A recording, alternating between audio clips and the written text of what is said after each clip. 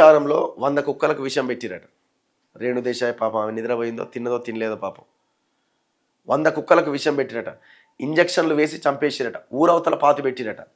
మీరు చూడండి, గతంలో చరిత్ర తీస్తే మనం చాలా గ్రామ పంచాయతీ సర్పంచులు వీళ్ళందరూ కలిసి కుక్కలు బాగా పెరిగిపోయినాయి అని మందేసి చంపేటోళ్ళు ఎన్నోసార్లు మనం విలేజ్లో చూసినాం. కాకపోతే ఇప్పుడు ఈ జంతు ప్రేమికులు ఎక్కువయ్యారు.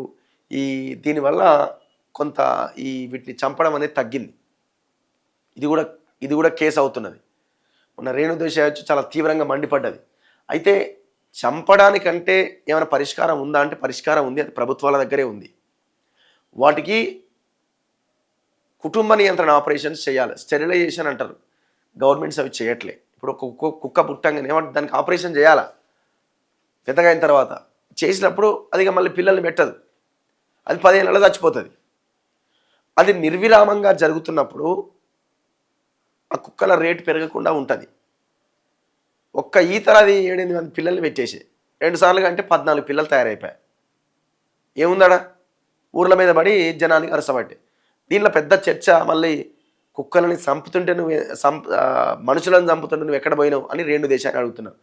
రేణు దేశాయ్ చెప్పిన దాంట్లో కొంత వాస్తవం ఉన్నా, రేణు దేశాయ్ కానీ రష్మి కానీ పిల్లలని కుక్క కాటేసినప్పుడు పిల్లలు చనిపోతున్నప్పుడు మీరు కూడా ఇట్లనే ప్రెస్ మీట్లు పెట్టేది ఉండే.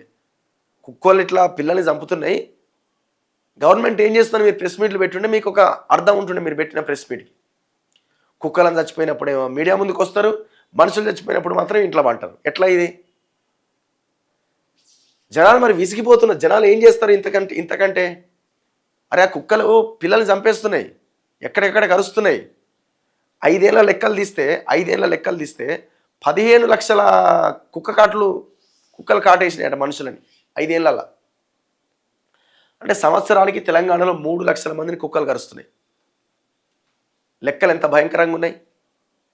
జనాలు ఏం చేస్తారు? అరే మనమే బతకడానికి అవకాశం లేదు, ఇవేంద్ర మనల్ని కరుస్తున్నాయి, చంపేస్తున్నారు.